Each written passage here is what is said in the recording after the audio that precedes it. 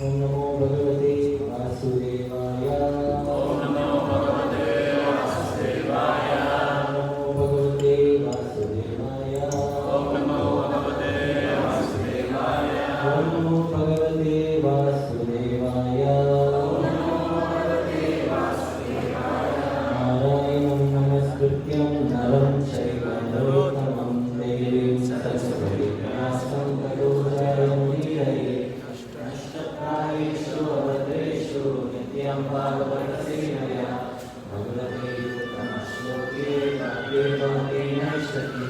मुखं करोति वाचालं पङ्गुं लङ्घयते गिरिं यत्कृपातमहं वन्दे श्रीगुरुदीनतारिणं परमानन्दमाधवं श्रीचैतन्यमीश्वरं कृष्णाय वासुदेवाय देवकीनन्दनाय च नन्दगोपकुमाराय गोविन्दाय नमो नमः।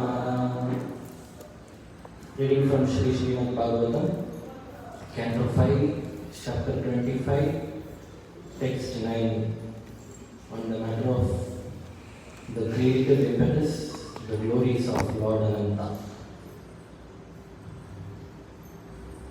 Devotees can repeat after me. Utpatti, Sthiti-laya, Heta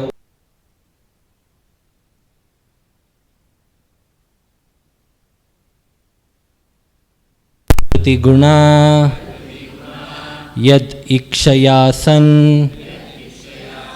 Yad Rupam Dhruvam Akritam Yad Ekam Atman Nanadhat Katam Huva Vedatasya Vartma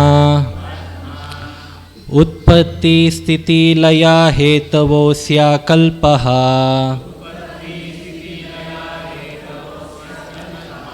उत्पत्ति स्थिति लया हेतवोऽस्य कल्पः। सत्त्वाद्याः प्रकृति गुणा यद् इक्षयासान्। सत्त्वाद्याः प्रकृति गुणा यद् इक्षयासान्। यद्रूपं ध्रुवम् आकृतं यद् एकम् आत्मान्। यद्रूपं ध्रुवम् अकृतं यद् एकम् आत्मान्। नानाधात् कथम् उहा वेद तस्य वर्त्मा। नानाधात् कथम् उहा वेद तस्य वर्त्मा।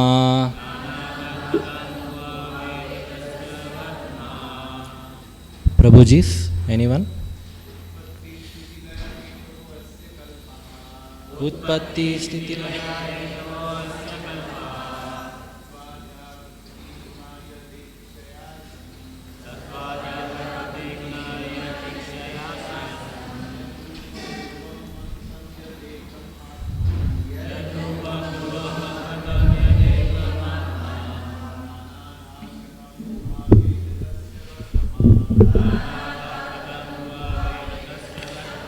Mataji's.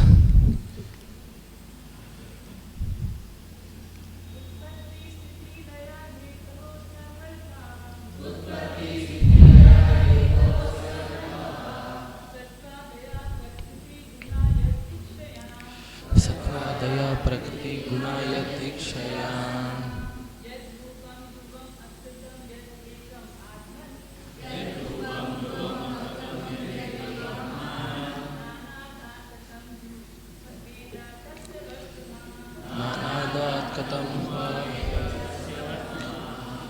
Translation and purport by His Divine Grace Srila Hesi Bhakti Vedanta Swami Srila Prabhupada.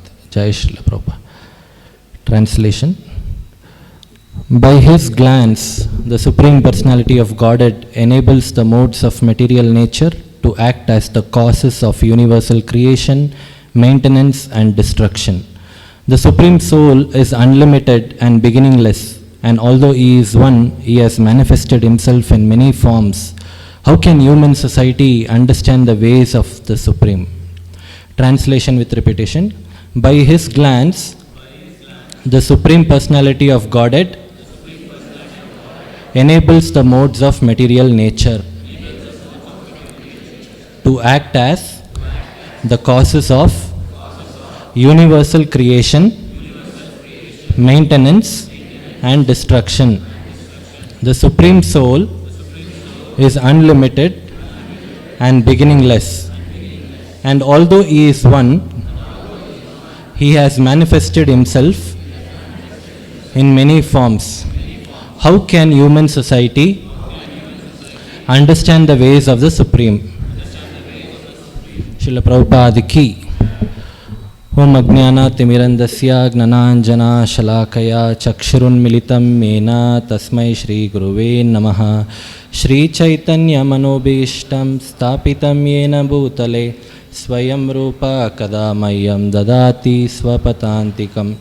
Vandeham Shri Guru Shri Bhutapatakamallam Shri Guru Vaishnavamscha Shri Rupam Sagrajatam Saharahutam Tam Sajivam Sadvaitam Savadutam Parijana Sahitam Krishna Chaitanya Devam Shri Radha Krishna Padam Sahagana Lalita Shri Vishakan Vitamscha. He Krishna Karuna Sindhu Dinabandhu Jagatpate Gopesha Gopika Kanta Radha Kanta Namostute Radhe Vrindavaneshwari Vrishabhanu Sute Devi Pranamami Hari Priye Vancha Kalpatarubhyascha Kripa Sindhubhye Vacha Patitanam Pavanebhyo Vaishnavebhyo Namo Namaha. Jai Shri Krishna Chaitanya Shri Advaita Gadadara Shrivasadi Gaura Bhaktavinda. Hare Krishna Krishna Krishna Hare Hare Hare Rama Rama Rama Hare Hare. Hare Krishna. Welcome you all to this Sunday feast program. Hope all the devotees had a blissful Kartik Vrata. So many devotees also went to Yatra. So hope everyone utilized the Kartik month to the fullest. It's happy to see all the blissful faces. So I am once again begging, seeking blessings and prayers from all the devotees here. So although the qualification is not there, but these kind of opportunities keep coming, and I accept it only on the basis that this is for my self-purification. And also, not only that, whenever an opportunity for class is given, all our reading and hearing for that weeks goes up. So some or the other way, the Lord is keeping us engaged. So, but nonetheless, I seek blessings from all the devotees, because I am trying to repeat only what I have heard from my senior devotees, my mentors, the Acharyas, Srila Prabhupada and the Guru Parampara. So if there is any mistakes, or feel free to correct me, or please, so with that I'll start. Today's topic is Bhagavatam 5th canto 25th chapter. This is a very special, very small chapter where Shukadeva Goswami speaks about the glories of Ananta Deva. So it's a very unique chapter. We don't see in much places about Lord Ananta Deva explained even in the Shastras. Shukadeva Goswami, it's totally a chapter of 15 shlokas. So he explains who Lord Ananta is, and what are his glories. So we all know Krishna expands himself as Balram. Then from Balram we have 4 other expansions: Vasudeva, Pradyumna, Aniruddha and Sankarshana. Anantasesha is the expansion of this Sankarshana. If you see, even in Krishna Leela, when Balram was born, Balram was given 3 names. I think one was Balavan, one was Rama, and the other one was Sankarshana. So Anantadeva is an expansion of Sankarshana. Ananta means unlimited, infinite. Because we all know anything with respect to the Lord's name, Lord's form, Lord's qualities, Lord's pastimes, these are all unlimited. If something is very limited, we usually get bored with it.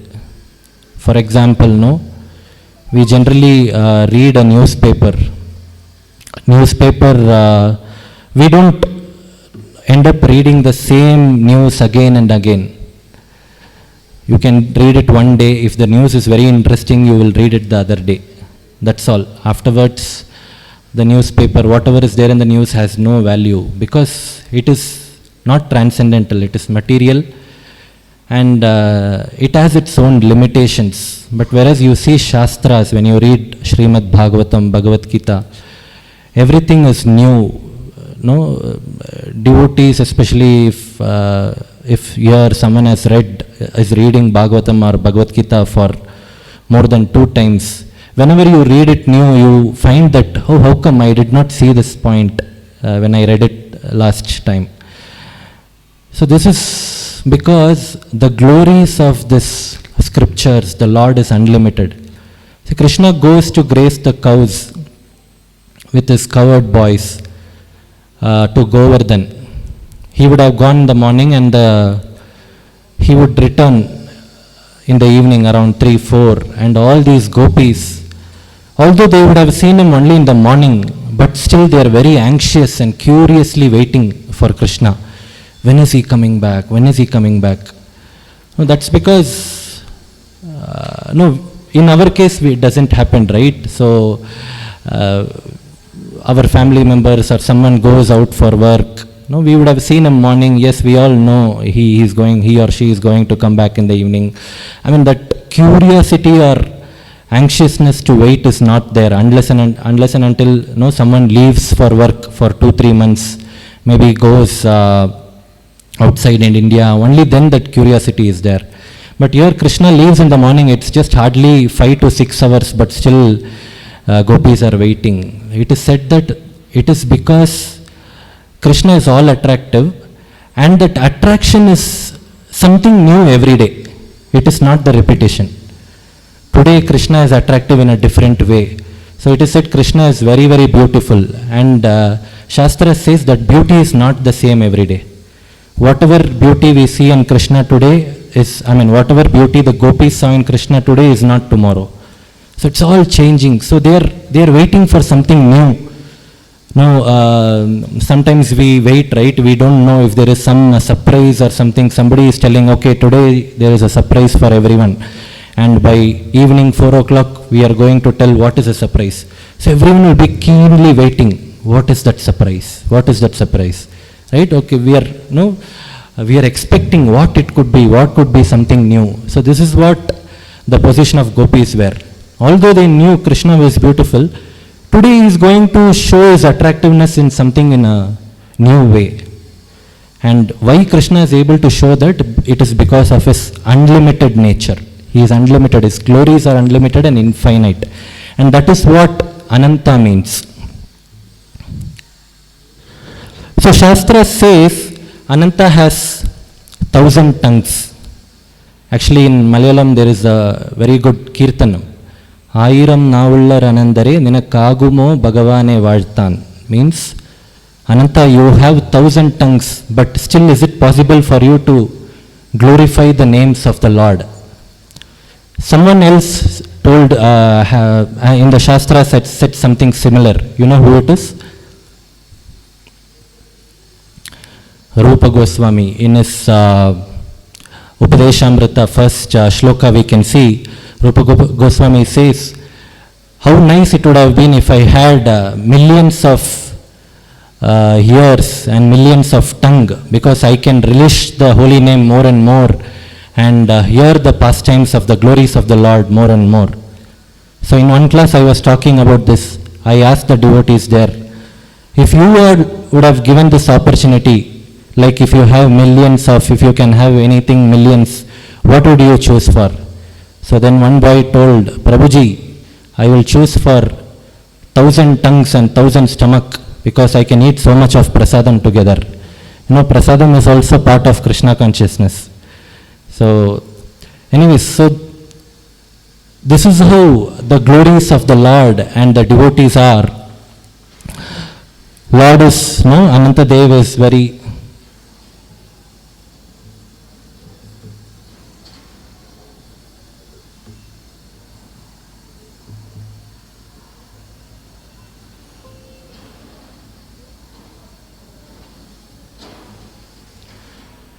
yeah.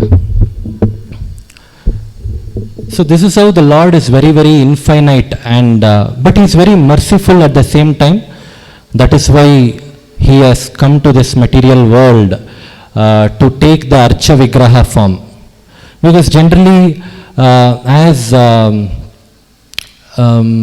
fallen souls or someone who are residing in the material world, it is very difficult for us to understand the potency of the Lord, understand His nature. So that is why Lord Himself shows mercy on us, and He comes down in the Archa Vigraha form. So we all know, lot of devotees here are, some of them are second initiated. You all are given an opportunity to do deity worship. Even otherwise, many of the devotees have deities at home. We are handling Jagannath, Baldev, Subhadra. We are handling Gaur Nitai. Some devotees are given permission to handle Laddu Gopal, Radha Krishna. These things are not simple because there are certain rules and restrictions. But Lord, out of His merciful nature, He comes in this Archa Vigraha form, and we are all given that opportunity. And even the Lord has come in the form of holy name in this Kali Yuga, and He is in the form of Nama Prabhu, and He also, we all chant Hare Krishna, Krishna Krishna, Hare Hare, Hare Rama, Rama Rama, Hare Hare. So that is where Lord is trying to bridge that gap. Now from unlimited He becomes limited. So He is generally unlimited to the entire world, but for devotees He makes Himself limited by giving us all these opportunities. So one another special quality of Ananta is he is always, he makes arrangements for the Lord. He is always concerned.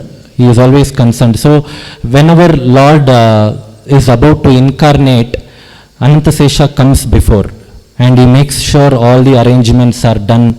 He is like the site inspector. Whenever some PM or CM or some celebrity has to come to a location, there is a proper security check which is being done. There is a site inspection just to make sure things are fine. So just like that, Anantasesha, he comes, he is very much concerned of the Lord. Even in the womb of Devaki, before Krishna was born, Anantasesha came in the form of Balram, and the Shastra says that he came for two reasons. One is to purify the womb of Devaki, and second is to make sure things are safe there. So even in the womb, Anantasesha is coming to make sure that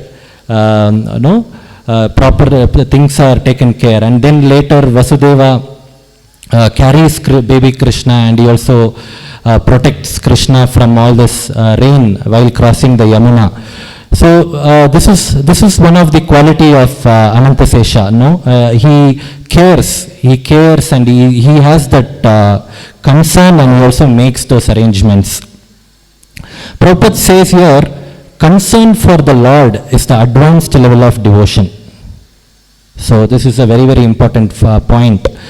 having that genuine concern. Only the devotees in the advanced stage will have that genuine concern for the Lord. But apart from that, generally other devotees, they will be concerned about we'll be concerned about ourselves, but only an advanced devotee can concern himself from the Lord. He can be concerned of the Lord. We can see in Ramayana, when Rama was in Vanavasa, he was staying with, some days he stays with Guha. He is under the protection of Guha. And we all know Lakshmana also is there along with Rama. And Lakshmana is very, very alert. He is not at all sleeping when Ram and Sitamai are taking rest at the night. So Lakshmana is just going around them and very alert to make sure that no enemies are attacking and other things. Now, once they were under Guha, even Guha is very much concerned. He's thinking that, oh, now Ram is under my custody. Now, it's my duty to protect the Lord. So I should also not sleep. So then Guha wakes up and he also does not sleep, and he comes out and sees. Then he sees Lakshmana is just going around. Then Guha gets some doubt. He thinks maybe, I can't believe anyone, because for me the protection of the Lord is utmost important. So he feels that we don't know what Lakshmana could do. So what he does is, little behind Lakshmana, he makes one, he just keeps, he's full alert and he's going around watching Lakshmana, what Lakshmana could do, what could his next action be. And then this happens, and then there are Guha's army. Guha's army, they have complete faith on Guha, but still they have one fear. Okay, now Ram is under the protection of our master Guha, and it is our responsibility to give complete care to Lord Ram. So they also wake up and they just go around and they see Guha. Why is this guy in the night, he is just going around? Oh, okay, maybe our master, without knowing us, is he planning something? Is he planning to attack Ram or something? So they become vigilant and they go around Guha. So actually, if you see, there is a Z plus security now. Ram is there, then Lakshmana is giving protection. Behind Lakshmana, Guha is giving protection, and behind Guha, Guha's army is giving protection. So this is how the devotees of the Lord, and we can see the gopis of Vrindavan, they were asked by Narada Muni to give the dust from their lotus feet. He went to many devotees before, but they were not ready to give. But out of that love and concern, the gopis were ready to give the dust from the lotus feet of, from their lotus feet, just to cure the headache which the Lord had got. So this is how pure devotees, they are not much bothered about what they feel. No, it is all about the concern of the Lord. One time, Sanatana Goswami, he was traveling from, I think, Vrindavan to Puri. So he wanted to meet Chaitanya Mahaprabhu, but somehow on the way, he got some infection by drinking some water, and all of a sudden the infection attacked his complete body, and he started getting blood and pus. It was very painful. It was almost like a leprosy. So he was not even able to, nobody was even able to go near him. It was very, very in a pathetic condition. So he came to Puri and he completely avoided Chaitanya Mahaprabhu. No, he thought that, okay, I am in this condition. If I go to Chaitanya Mahaprabhu, why should I unwantedly disturb the Lord? No, I know if he sees me, he will come near me, and there is every possibility that this infection could go to him. So let me not go for Chaitanya Mahaprabhu's darshan. So he was staying very far away from Chaitanya Mahaprabhu. Then Mahaprabhu came to know this, and he ran. He came to Sanatana Goswami and hugged. So, and all his infection went away. So generally, any other devotees in that situation would have thought, okay, now I have got a disease. Let me go and beg the Lord. Let him show some mercy. Let me pray to him. By his glance or by his mercy, by his blessings, maybe my diseases will go away. So this is what it's not wrong. It's definitely not wrong for a devotee to think like that, because he's ultimately dependent on the Lord. But here Sanatana Goswami thinks that, oh, why should I go and disturb the Lord? He's showing out his genuine concern for the Lord there.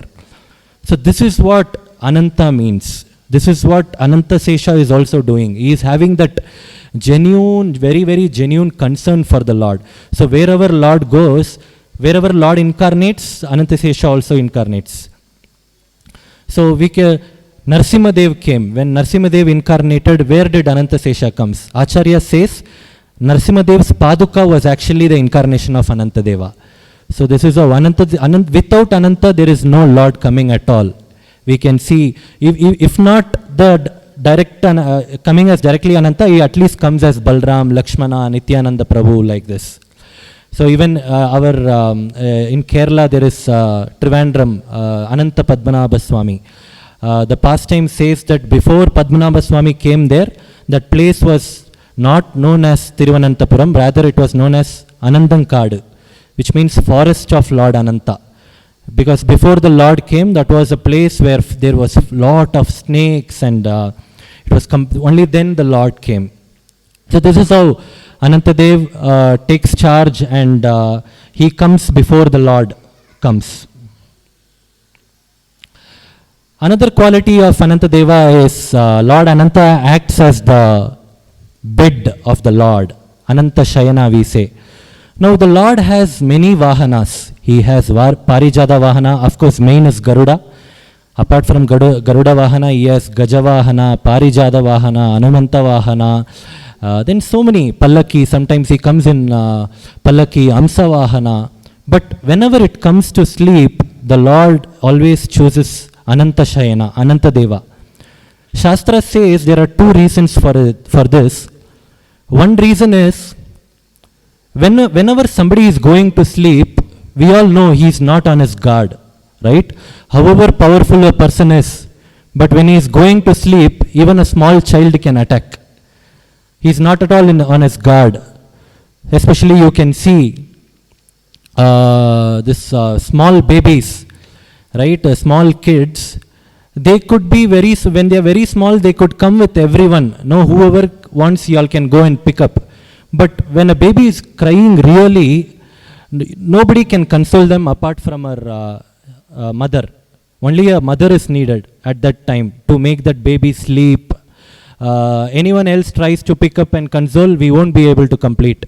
But as soon as the baby goes in the hands of the mother, no, he automatically understands the mother's warmth, and automatically the baby is put into sleep. So because the baby knows he or she is completely under the security of the mother, so there is no more danger. So similarly, I was speaking about when we all sleep, we really don't know, we are helpless. Anyone can come and attack us. Nothing is in our hands. Anything can happen. That self-defense is not there. So that is why the Lord chooses Anantadeva here.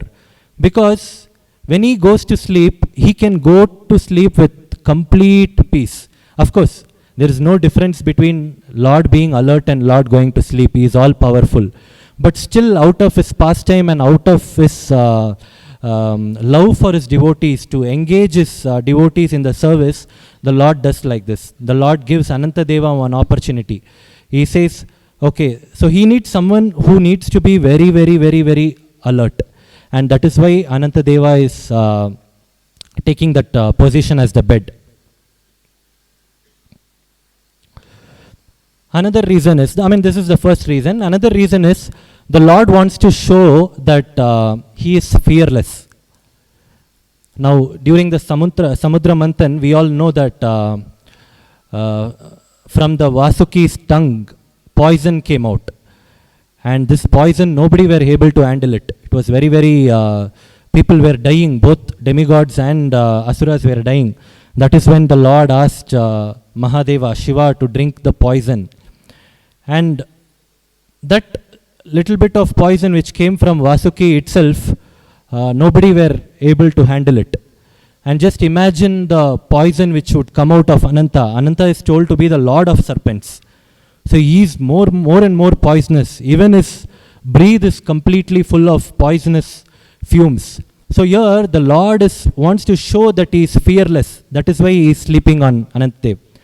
Someone can say, I am very brave and all those things. Yeah, it can be true. Maybe someone is even not frightened for a tiger or a lion. He can go front.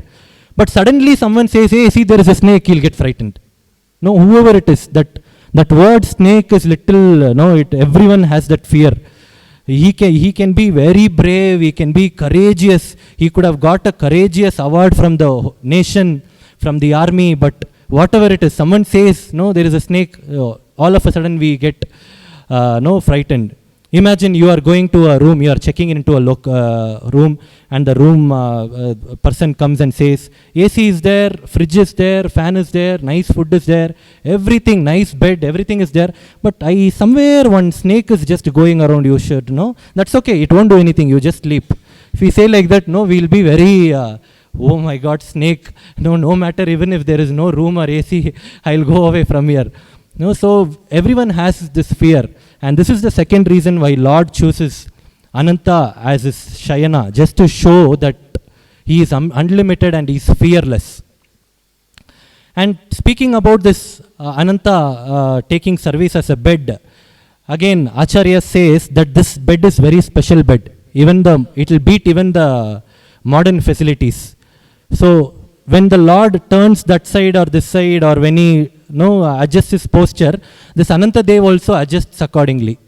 Now we can see, right, there is a bed where if you on one remote control, it will again slowly come top.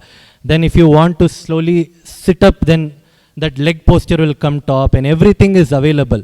So it is said that already that bed they actually took the design from Ananta Dev, because Ananta Dev is already, it has that kind of a facility. And it is said the softness of the bed is compared to the Lord is sleeping on Shvetadvipa, residing in Shvetadvipa, the milk ocean. In the milk ocean, at one place, all this foam of the milk is come together and it is formed a big foam mountain. That softness of the foam which is come out of that milk is the most softest. It is said that that's the most softest thing in this entire universe. And it is said that Anantasesha's bed, Anantasesha is even more softer than that. So sometimes, he also controls the temperature. When it is cool, it goes down, and when it is warm, it comes up. Sometimes we have this bed sores and they use this water bed, right? So Anantasesha also acts like that. So all kind of facility is available. So this is the speciality of Anantasesha taking the form of this bed. There is one, Alvar says, Sendral Kudayam, Irundal Simhasanam, Nindral Padasaram, something like that. So whenever this shloka is about, Pasuram is about Adishesha. So it says, Nindral Maravadiyam, which means when he stands up, Adishesha acts as the slippers. Irundal Simhasanam, when the Lord sits, Adishesha acts as the Simhasana. And Sendral Kodayam means when he is walking, he acts as a umbrella. So this is a beautifully explained shloka about what Anantasesha is. So another quality of Anantasesha is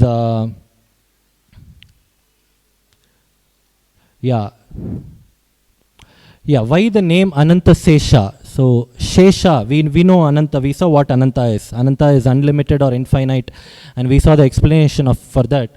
What is Sesha? Sesha comes from the Sanskrit word Seshatvam or Teshatvam. So which means going to any extent to serve anyone. Being at the beck and call of someone. He is ready to give his heart and soul. So this is what was the position of Ananta. He had that concern, he was making those arrangements, he was very, he's in that protective mood. Actually, there is one Divya Kshetram in Tamil Nadu, in Pudukkottai, Tirushayana Perumal, I think. There you can see this specific pastime where the Narayana is lying down, Anantasesha is there, Lakshmi Devi is massaging the feet of the Lord. This is all depicted in a wall very nicely. And there are two asuras who are coming to attack the Lord, and Then Lakshmi Devi is praying that the Lord is taking rest, you all don't disturb. And that is when Ananta Sesha becomes very angry and he kills the demons. And then later he feels, oh, I took everything on my own and I did not I did not wait for the Lord to give his orders. And then the Lord wakes up and taps Anantadeva, it's all fine. So the whole pastime is depicted. I mean, this is the mood of Anantadeva. And coming to Sheshatva, this is the reason why the Shesha word comes, which means a person is ready to do anything and everything for his master at the beck and call. This is how Srila Prabhupada's disciples were to Srila Prabhupada. No, initial days, Prabhupada, when he went to US, he was doing everything on his own. He was cooking, he had to serve, and all these were hippies initially. They used to come, sometimes they used to come drunk.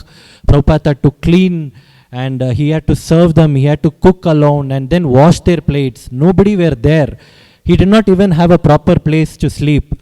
But then later, as days passed, slowly devotees identified, oh, this old person is struggling a lot. Brahmananda Prabhu came. He thought, okay, I have to help this person. He helped in cooking, serving. Then Kirtanananda Prabhu came.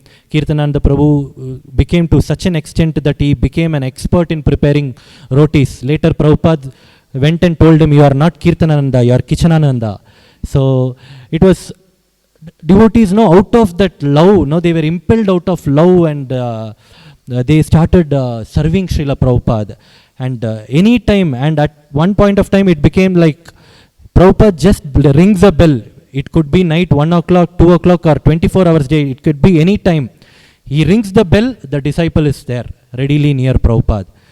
Because the devotees had so much, it is said that the relation between Prabhupada and Tamal Krishna Maharaj specifically, Tamal Krishna Maharaj was very, very dear to Prabhupada. Prabhupada didn't even have to give him any orders. Prabhupada just looks at Tamal Krishna Maharaj knows what to do. If Prabhupada looks to Tamal Krishna Maharaj in a different way, he will, without speaking anything, he will automatically go and close the window. Because he knows that, okay, Prabhupada is asking me to go and close the window. So this was the relationship. Because the disciples were so much, they were at the beck and call, just like how this Ananta Sesha was. They had that Sheshatvam quality. One time, in the initial days, these devotees started showing their love towards Prabhupada. So one day Prabhupada is coming to give Bhagavatam class, and they are seeing these devotees, all his disciples from India. They have ordered so many demigods pictures, Hanuman picture, Rama picture, the photos of Radha Krishna, so many. You can see, right, in any traditional families, you just go into the puja room, you can see all the 33 crore demigods will be there. But also the puja room will be only very small. But bedroom will be so big, it is only for one person. Sometimes even dog has a big bedroom. But puja room will be very small, but one good thing is all the 33 crore will be there inside.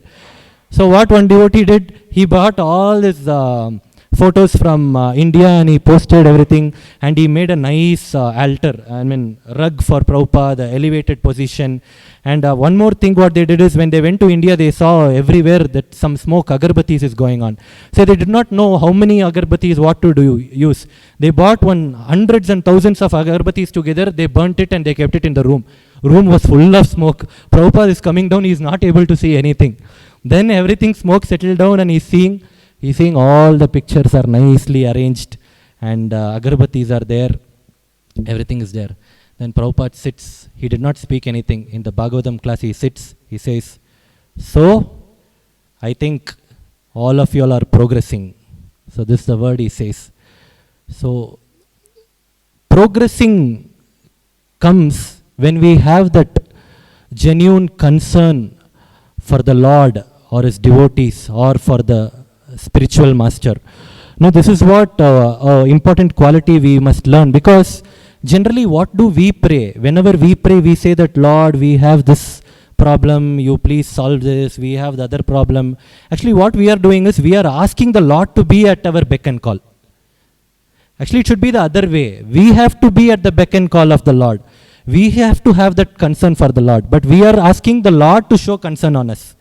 So this is the difference between a normal neophyte devotees and the Uttama Adhikari, where the devotees show that very, very genuine concern for the Lord.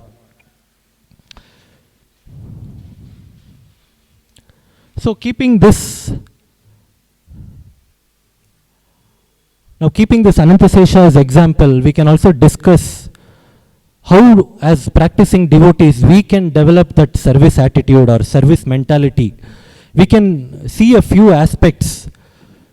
When it comes to service, it's a very, very big topic. There are so many aspects to it, both physically, mentally, and how we have, while dealing with devotees, when devotees are there, when devotees are not there, when we are within a group, when we are alone. So it's a whole, our mentality is involved, both physically and mental as well. But we'll try to touch up some few important aspects of what we have to take care of, and especially when we are in a service, or when we are, especially when we are leading a service, which is very, very important, especially for preachers, of what mood we need to carry. So some important aspects of service are, first thing what we have to understand is, service in itself is a reward. It's not something which we do for a remuneration. So this is very, very important. So service, whatever we chant Hare Krishna, Krishna Krishna, Hare Hare, Hare Rama, Rama Rama, Hare Hare. We beg for the potency of the Lord. We beg for Radharani to engage ourselves in the service. So getting that service itself is a reward. We should not see that, we do some service and we get remunerations. In the Vedic lifestyle, those days, there were the proper Varnashrama Dharma was being followed. Brahmana, Kshatriya, Vaishya, Shudra. What was Brahmana's service? The Brahmana's service was to teach the people in general. They used to teach scriptures, and they did not cost, they did not charge anything. It was free of service. All Brahmanas did was, after the Saptaha, whatever the king or whatever the Praja gave as a Dakshina, only that they took and they were satisfied. If some days they got nothing, they will still go home happily. They will not cook anything on that day. They will not specifically go out and beg alms. So this was the service which they were doing. Nowadays we can see it is all that Saptaha is 7 days. I don't know how they do crash course in Saptaha.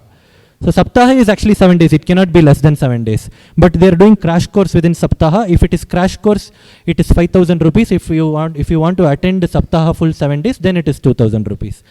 So it has become, the teaching of the Shastras has become a kind of business. Of course, sometimes we have to charge some minimum cost just to make sure the students who come into the attending the classes are, they have that the value for what they learn. So that way there are for some very, very genuine reasons, there are charges when they teach the Shastras, and that money ultimately goes to the service Lord. But that is different. But those days in the Vedic lifestyle was completely different. This was how Brahmanas used to do service. Kshatriyas, their service was to protect the praja, especially women, children, cows, Brahmanas, and the elderly people. Say they used to, nobody used to charge.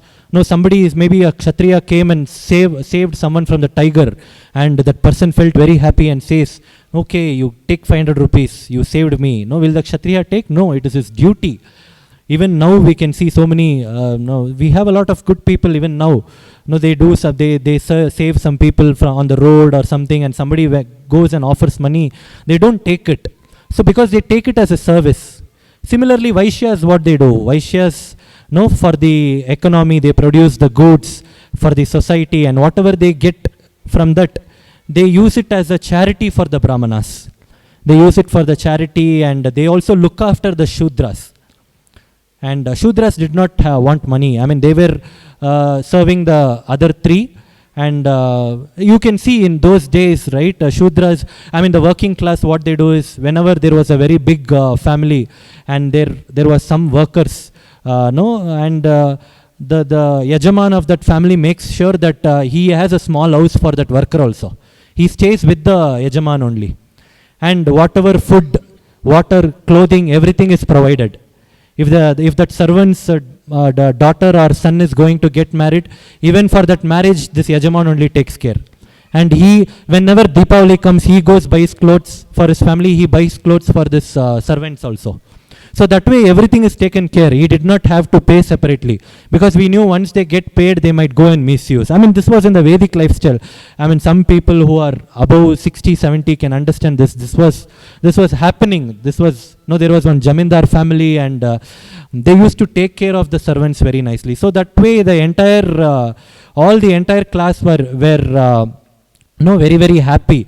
So they did not take this service as a remuneration. They took this service itself as a reward. So that's a very important aspect of service, which means it should be taken as a reward.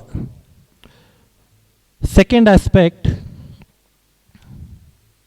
service should be voluntary. It should be out of love and gratitude. It should not be forced. So this is very, very important. Service should be voluntary. Only then it will benefit both the performer and to whom you are offering the service. Otherwise that service will not give you any benefit. It is said that only the service which is done voluntarily will give you progress. Only that is the sign of progress. I was giving the example of how Prabhupada's disciples, right? So they were initially Prabhupada was doing it, but over a period of time, impelled out of love, they felt for Srila Prabhupada, and out of love, that voluntarily they came, they cooked, they washed, somebody bought agarbatis, and from photos they set up a nice altar and everything. So this is what is service which has to be done voluntarily. It should be done out of love and gratitude. So that is what I told the example where Prabhupada says, yes, now I can see that all of you all are progressing. So why it said that? Because he could see that his disciples are voluntarily now coming forward and offering services. So this is the second aspect. Service should be voluntary, out of love and gratitude. Service should be in a mood of sacrifice. This is the third aspect. We should be really, we have to give our time, energy, whenever we take some service. We should go that extra pinch, extra mile to do that service of the Lord. Again, we can take the example of how the mother takes care of the small baby. Young babies are crying a lot during the night time, and mother has to sacrifice her sleep. She has to wake up, and daytime she has to be involved in all other household works, and even night time she has to keep herself awake just to take care of that baby, because that is out of that love she is giving that sacrifice. So even in our service we have to give that extra pinch, we have to go that extra mile. The Lord always sees whatever that extra efforts we put, right? So that is what is very important.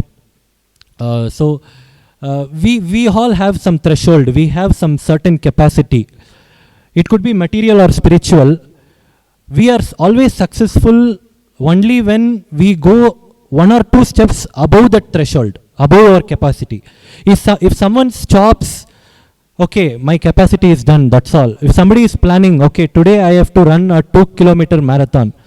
If he's running daily the 2 kilometer and stops exactly at the 2 kilometers, he won't know what his full capacity is.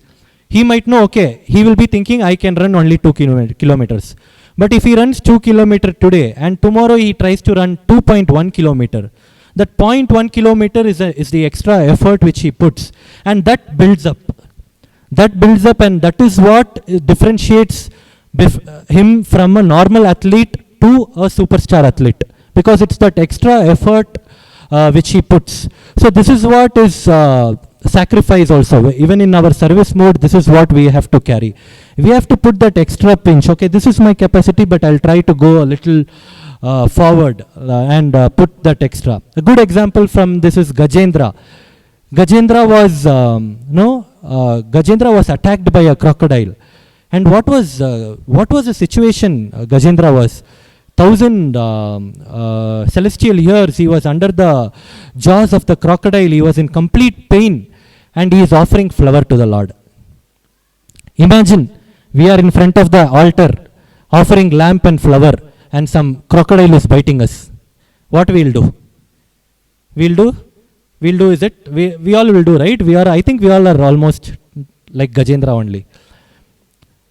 So forget about crocodile. Even a small mosquito comes, hey, we won't do at all. So we'll get disturbed. So it is like, and we can see the pain and the pain, and we all, I mean, to be honest, nobody knows what is the power of a crocodile. I mean, it is just like one bite and our body is gone. It's cut into 2 pieces. Here with that pain, the Gajendra is offering flowers, and this is the point where the Lord appeared.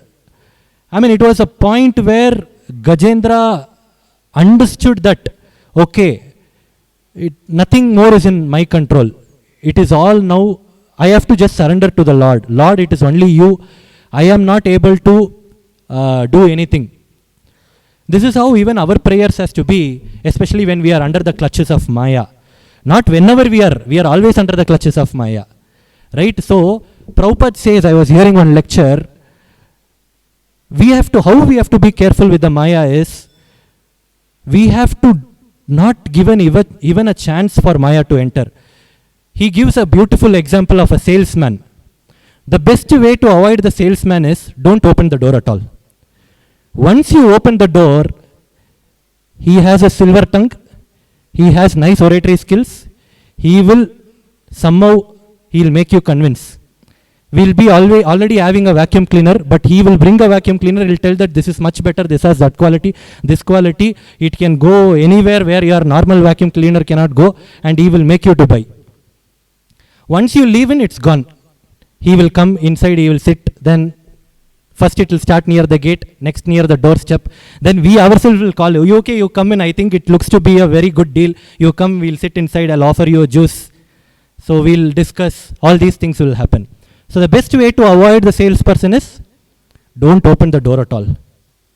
Just to see from the window only inside your house, you see, oh salesman, you just close the screen and go inside. He will go by himself. But if you give a little chance, gone. This is what Maya does. If you give little bit of chance Maya to enter, gone. We might be very elevated, we might be self-sufficient in Krishna consciousness, we might know 10 sannyasis, we might know 5 maharajas, we might be a temple president, or we might be anyone. Once Maya enters, so it is gone. So that is where, so coming back to Gajendra, this is where he understood, he came out of Maya and he understood that, okay, now, Lord, I completely believe and realize that nothing will happen out of my hands.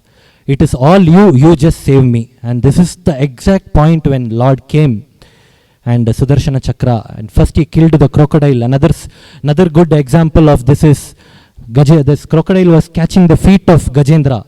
So Acharyas interpret that when you hold the leg of a devotee, you will be the first person who will be delivered. So this is what it happened for the crocodile as well. We can also see the Jatayu, how he sacrificed. Jatayu was very old. He was not even able to fly. He was just resting in, he was in retired life. We all know once we retired, all this big preachers and everyone, once they are little old, they are not able to go out. They just sit at home and just concentrate on their own. Once Radhanath Swami Maharaj says to one of his disciples, so one disciple asked Radhanath Swami Maharaj, generally when we become old or when we become retired, people at home, they don't respect us or they don't bother about us. Even the children, grandchildren, they don't take our opinions. It is not, we don't have a voice. Only what time they give breakfast, they give lunch, they give dinner. Otherwise, whenever we were working, we don't have that kind of thing. So Maharaj actually responds and says, it happens to everyone. All you have to do during your, after your retired life is, you have to just sit and chant Hare Krishna Maha Mantra, nothing else. You just sit and chant, not just 16 rounds, 32 rounds, 64 rounds. If possible, you chant like Haridas Thakur, 192 rounds. If you sit and chant separately, nobody else will come and disturb you. Even you are not going and putting your nose into someone else's, your children or children-in-law's lives. So you just sit and chant. That is all you can do. So this is what we have to do. So Jatayu was like that. So he was just leading a post-retired life, and all of a sudden Ravana comes and wants to he abducted Sita, and he wants to he goes on to say he fights Sita, he fights with Ravana, he tries to save Sita. Ravana cuts one of the wings of Jatayu. Jatayu falls down. Again with one wing, Jatayu goes and saves. Then Ravana cuts both the wings, and Jatayu falls down, and he leaves his body. I mean, you see the service done by Jatayu, the service actually was not successful. It was a failure. So let's understand this point very clearly. The service was not at all successful. But what was the reward what he got? The reward what we got was Ram came personally, and he took him to Vaikunta. And it is said that Lord Ram was still not satisfied.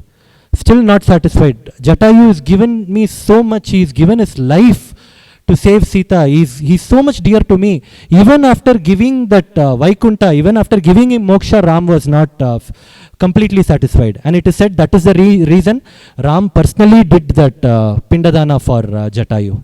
Only then he became happy. So this is the sacrifice. So service should be in the mood of sacrifice. Although Jatayu was, we could do any sacrifice. We don't have to be worried about the result. We will be worrying about the result only when we think that, is anyone else noticing what I am doing? If we are doing it for the pleasure of the Lord, generally that worry will not come. We will leave the result to the Lord, because we are completely dependent on the Lord, and we are doing it for the pleasure of the Lord. When our mood of service comes that, let me try to showcase myself, or whatever we do materially, right, in the corporate, we want to showcase our services, there is a meeting set every week to showcase your skills. That is in the corporate area. But in spiritual, it is completely different. There is nothing called as showcasing here. So this is one of the aspect. So Prabhupada says, whatever we see in this world, we should use it as a paraphernalia to be offered in the service of the Lord. So this is a very, very strong statement. Prabhupada says anything and everything in this world, we should dovetail in the service of the Lord. He says, so see everything as a paraphernalia which can be offered to the Lord. He asked once, there was Nandarani Mataji, Prabhupada's disciple. She was a cook. So Prabhupada went and asked, Nandarani, do you know what's the meaning of your name is? Nandarani said, no Prabhupada, I don't know. You only gave the name. So you tell what is the name. So Prabhupada said, Nandarani means the queen of Lord Nanda, which means Yashoda Mai. So you know what Yashoda Mai does? Whenever she cooks for Krishna, she is always focusing on Krishna. She is always thinking about Krishna. So then it becomes a lesson for Nandarani. Nandarani Mataji, she always cooks. Then she thought, I have to, it's not only that I cook, but I also always has to think and meditate upon the Lord. And I have to cook. So Prabhupada taught his disciples how we have to look things spiritually, rather materially. And even the disciples, they were so much, they were all like this bumblebees near the flowers. They were so much attached to Prabhupada. There is a Sloka, Shushrushoho Shradhadanasya Vasudeva Kataruchi Senmahat Seveya Vipraha Punya Tirtani Sevanat. So whenever we serve this pure devotees, then that is the, Bhagavatam says, that is the actual service. And when you do it, then you get the taste for hearing. So here we can see Prabhupada's disciples were so much, they were all special souls, because they were directly trained by Srila Prabhupada.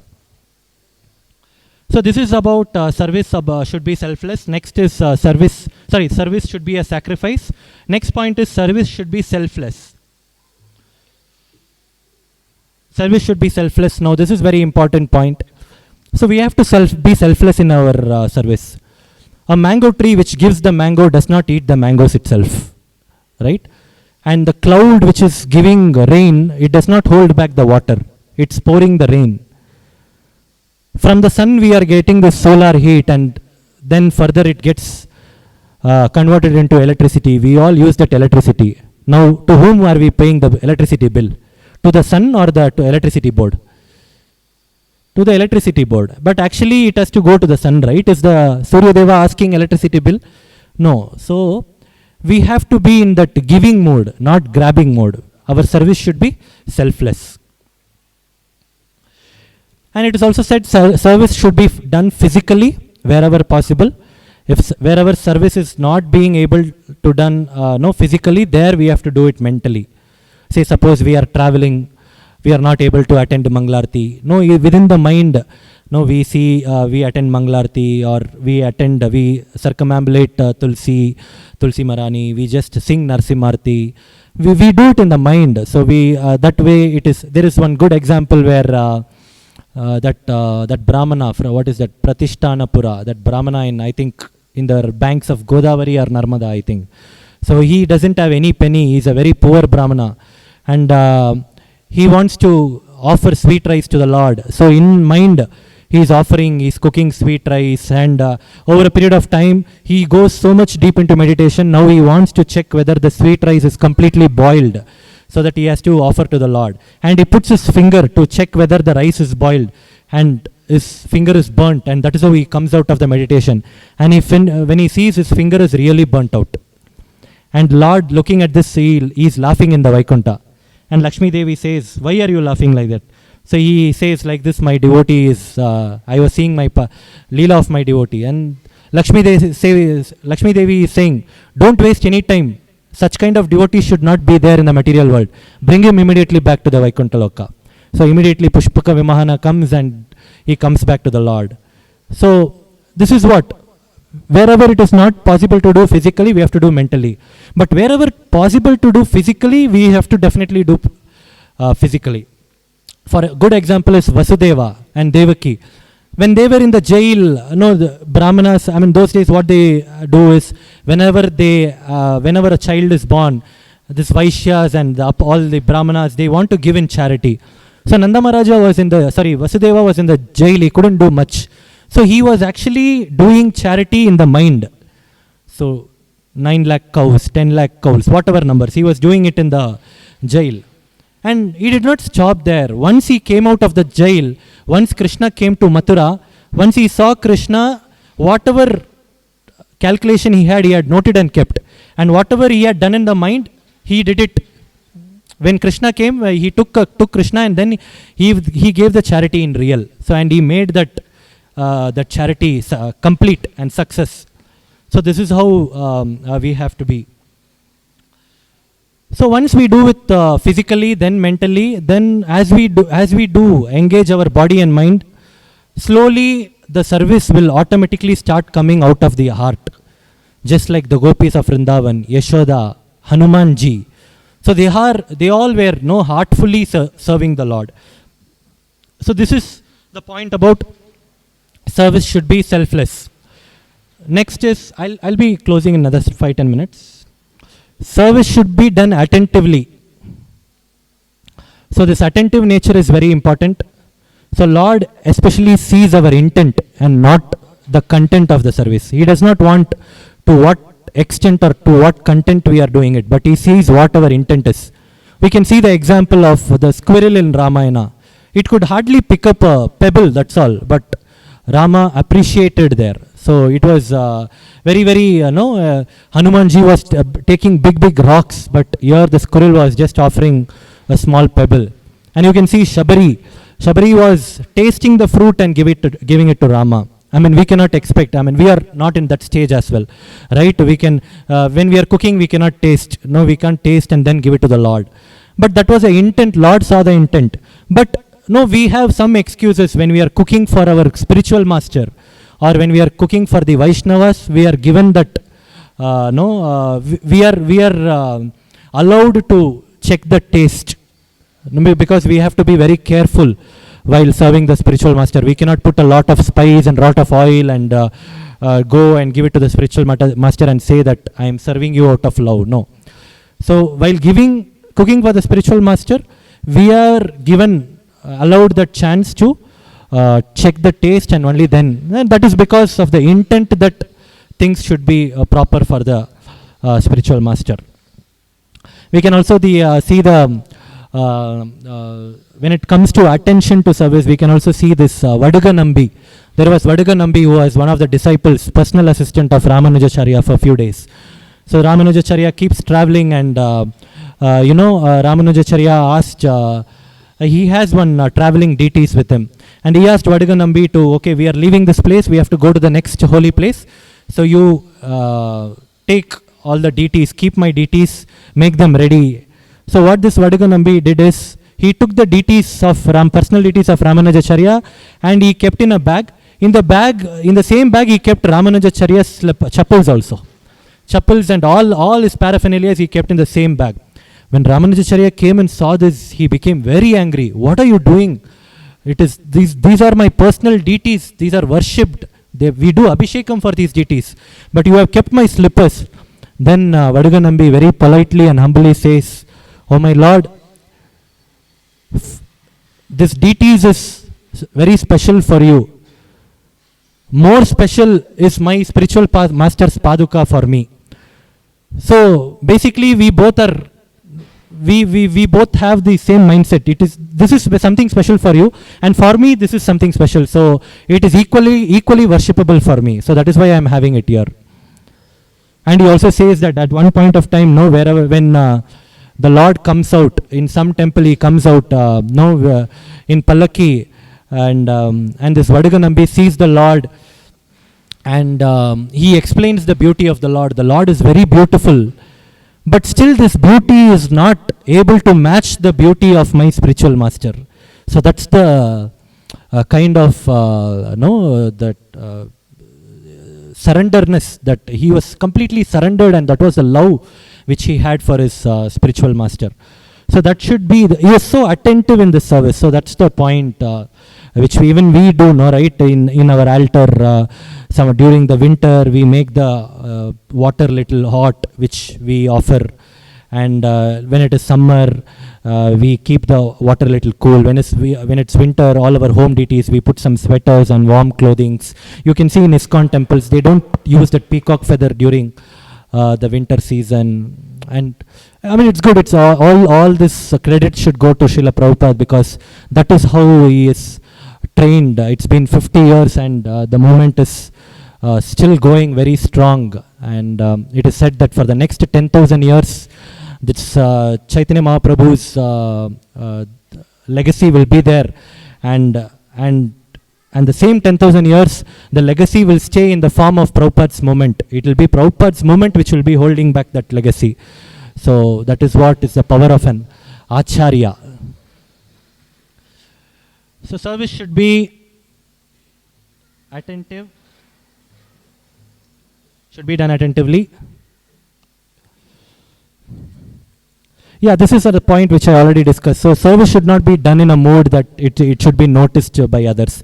Now it says Vaishnava should be like a salt. No, whenever some good dish is tastes good, all of us glorifies the dish, but not the salt. But whenever there is a salt less, we tell no, that there is no salt. We don't say the dish is not tasting good. So that is how the Vaishnavas, they should stand behind, and they should not feel that we have to be noticed by others. Now we can see that especially the people in power, whenever the elections come, they go and give laptops, they give some goods and other things, and they take a selfie, and it's nicely posted, and it comes in the news, and they all use it for their of course it is a service, but it does not it does not convey a true spirit of the service. He wants to be public. No, it should not be done like that. Next point is assigning the right service to the right person. Now this is very, very important. We cannot go and tell a person who does not know cooking at all, Prabhuji, next week we have festival, please go and cook for 1,000 people. He'll be blinking. Prabhu, I know only to eat, Prabhu, I don't know to cook, Prabhu. So we have to assign services. Of course, Prabhupada says, as a devotee, we have to be an all-rounder. We have to be equipped with almost every services. But still, it is always good to have a right person in the right place. And Prabhupada is a very good example for this. He knew how to mold his disciples. He knew what, he gave services as per their nature. Hayagriva Prabhu, he has to print the books. Then Tamal Krishna Maharaj, he has to go around that hay bus, doing that bus party. Loknath Maharaj, he has to look after the Padayatra. Jadurani Mataji, he has to paint. Like this, many devotees. Gopal Krishna Maharaj, he has to look after the BBT. His Holiness Jayapataka Swami Guru Maharaj, he has to develop Mayapur and many other things, like have 50,000 disciples. Shyam Sundar Prabhu, he was a carpenter, he gave him altar work. You do the altar. Jayananda Prabhu, he told you, prepare the cart, Rathayatra cart. I mean, there was one time when Prabhupada was going in one temple, he saw one devotee. He was actually doing a gardening service. He just went in Prabhupada, paid obeisances and said, Prabhupada, I am your disciple. Oh, very nice. What are you doing? I just came from home. I am doing, I wanted to do some service. So somebody gave me this gardening service. Oh, really? Very nice. Why don't you develop this garden and offer, grow nice flowers and offer it to the Lord? This was somewhere in the 70s. And it is said that this devotee is even now in the temple. He's taken up that gardening service, and even today he's offering flowers and Prabhupada. This was a speciality of Prabhupada. Prabhupada identified. There's a very nice conversation. Actually, Prabhupada in one of the puppets where Kardama Muni is instructing Swayambhuva Manu. So there is a puppet where. Can someone open Bhagavatam 3.22.7?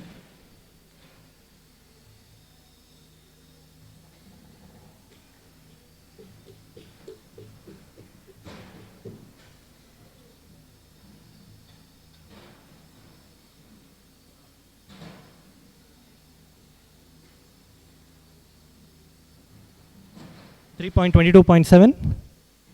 3.22.7.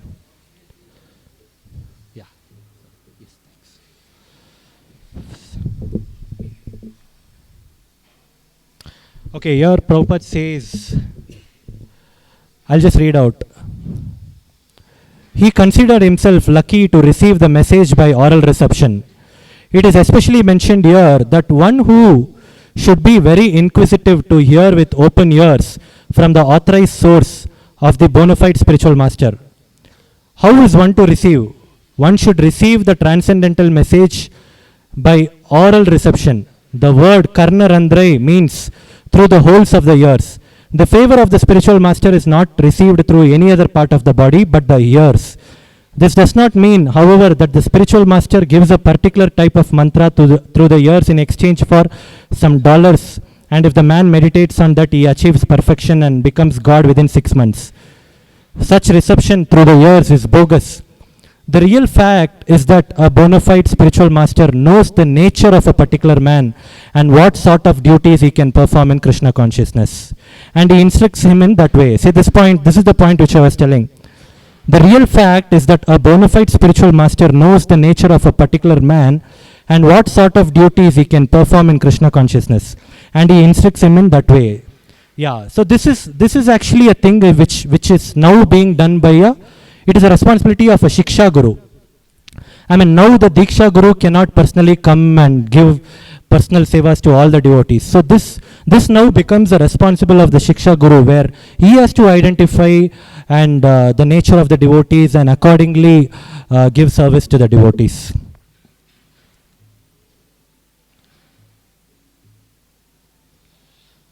Yeah. So the last point, we should be eager to serve. I mean, what we discussed now is assigning the right service to the right person. Last point is, We should be eager to serve and not to be served by others. This is one important point to all the leaders and preachers. Especially the eagerness.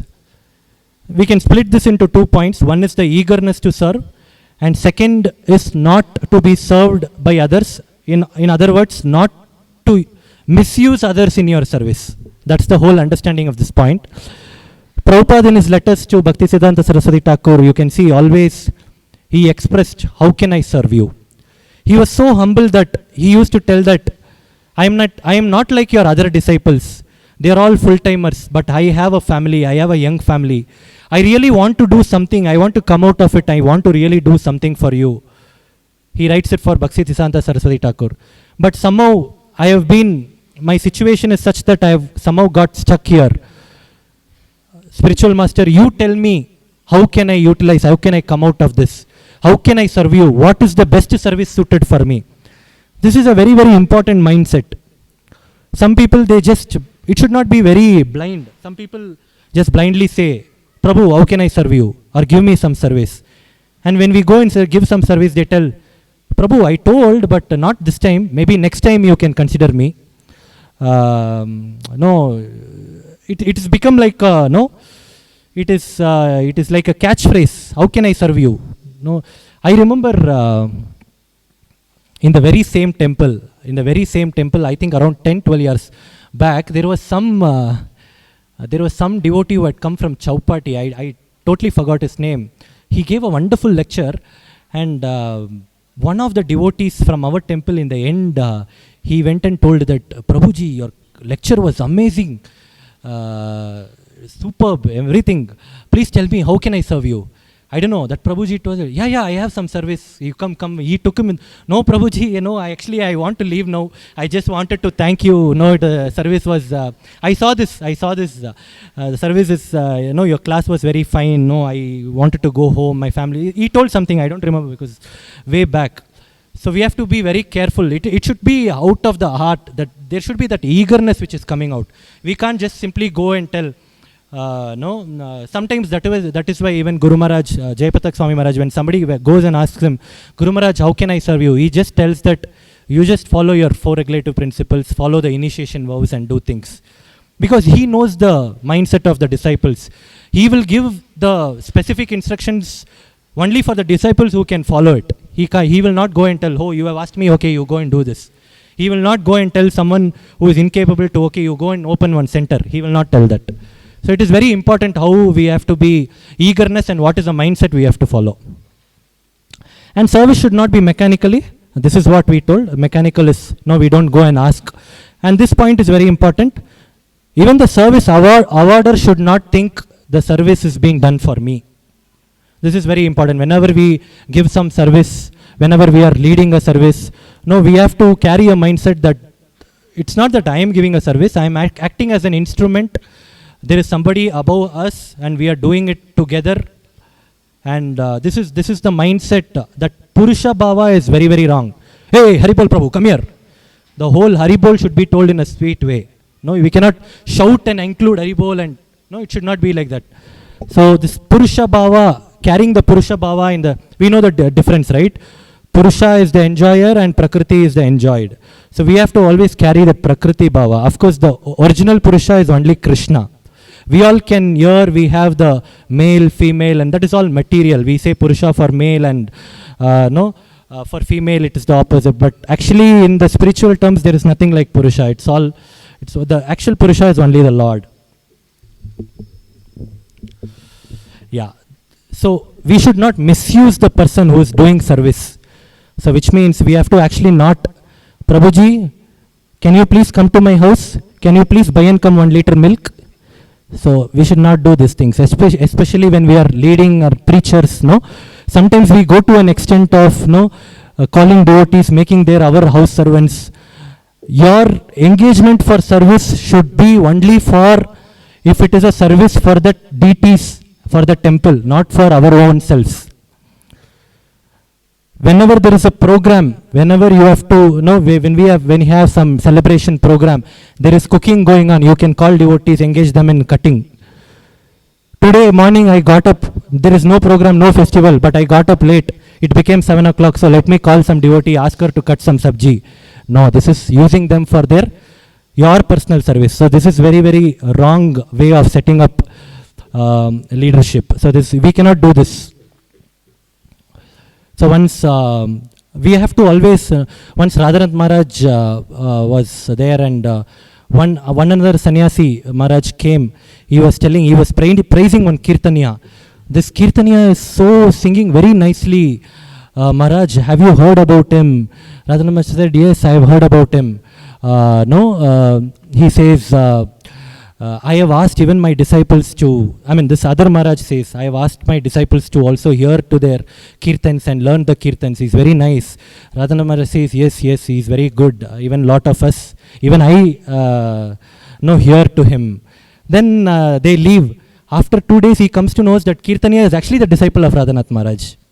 And one greatness is actually Radhanath Maharaj never told that when he was saying. He goes back to Maharaj and says, Maharaj, I was speaking about that Kirtaniya and you never told.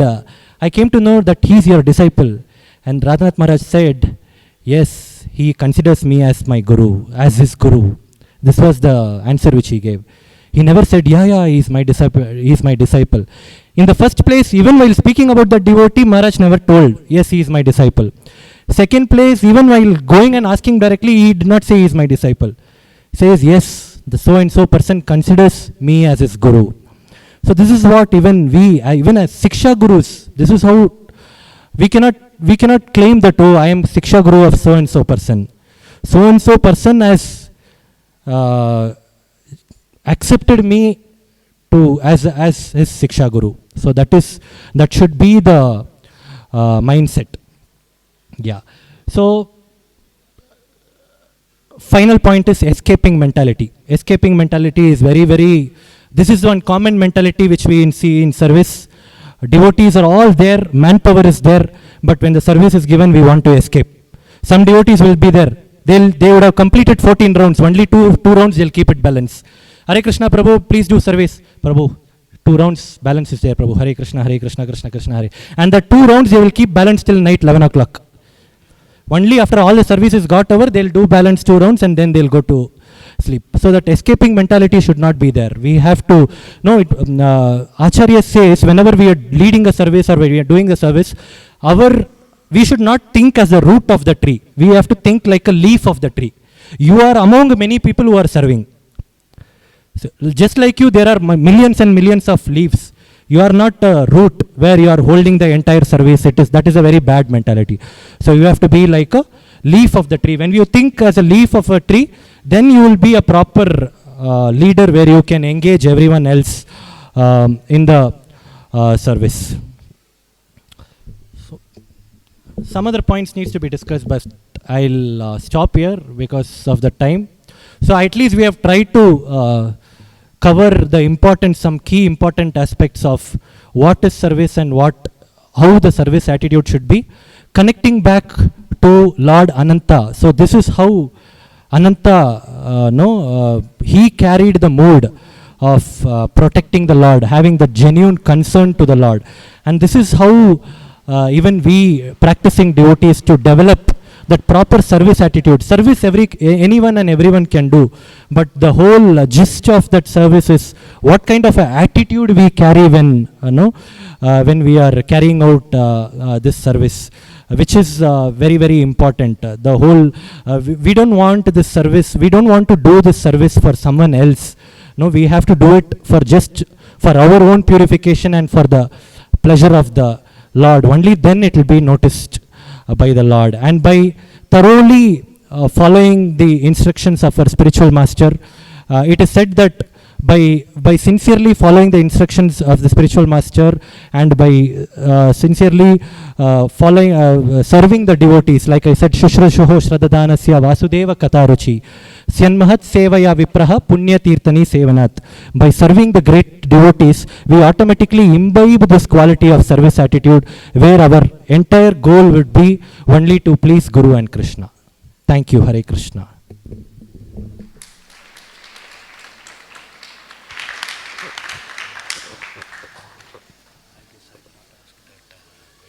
No, it's late, I think. Shri Shri गांधर्विका Giridhari श्रीमन महाप्रभु की जय, लक्ष्मी नरसिंह देव की जय, अनंत शेष की.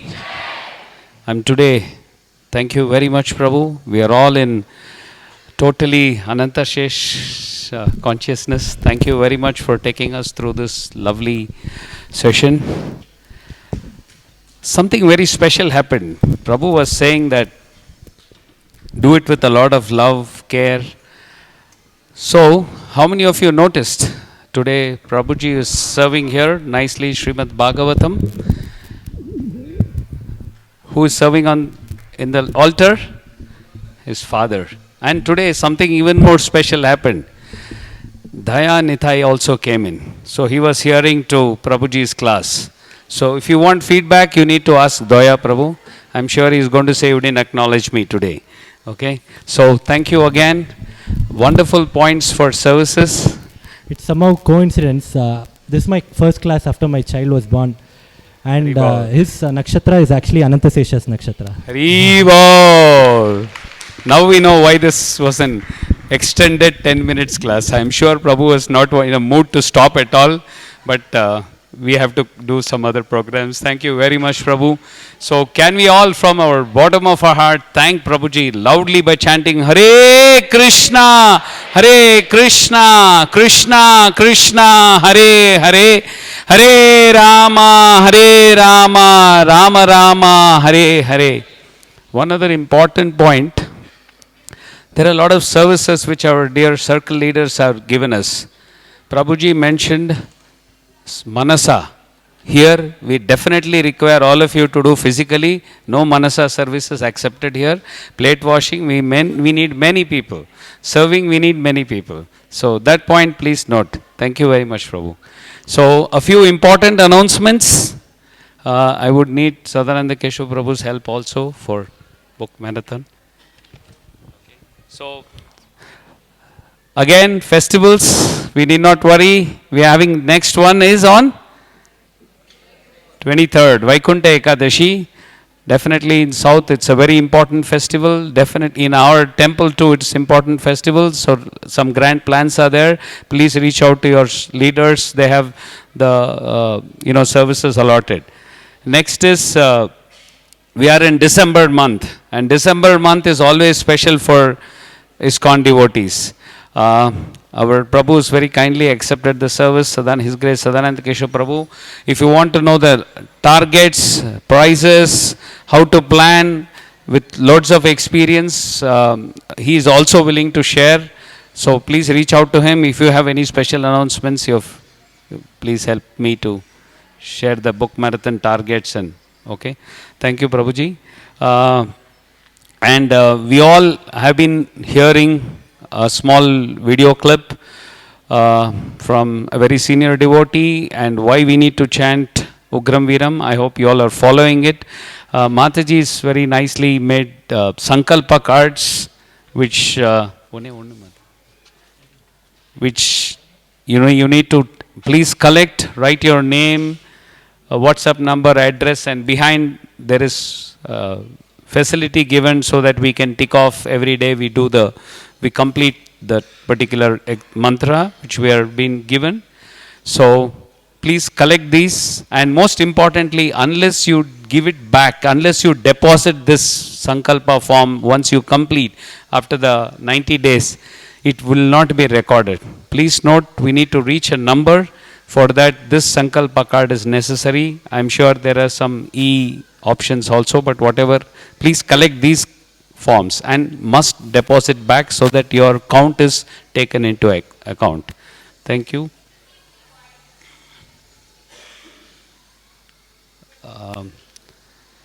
Today's feast is very special. Where is our... this is done cooked by temple team, served by temple team. So all the people who have got initiated, so they have formed it, they are combining and giving us a treat. I do not know any special names to be taken because it's an entire temple team. Is Ramakrishna Prabhu there? Ramakrishna Prabhu is not there. Okay.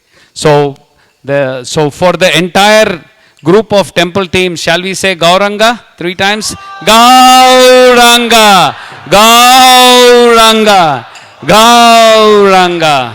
Thank you very much. Prabhu, over to you for book marathon announcement. Very, very dear to Srila Prabhupada, and we'll hear attentively from Prabhu for a minute. Post that, there is His Grace Shamkund Prabhu is ready with Namashtakam.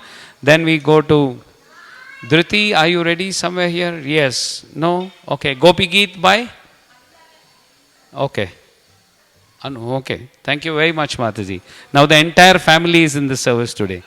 Right? Hari Bol. नमः ओम विष्णुपादाय कृष्ण प्रेष्ठाय भूतले श्रीमते भक्ति वेदांत स्वामिनिति नमिने नमस्ते सारस्वती देवे गौरवाणी प्रचारिणे निर्विशेष शून्यवादी पाश्चात देशधारिणे जय श्री कृष्ण चैतन्य प्रभु नित्यानंद श्री अद्वैत गदाधर श्रीवासादि गौर भक्तवृंद हरे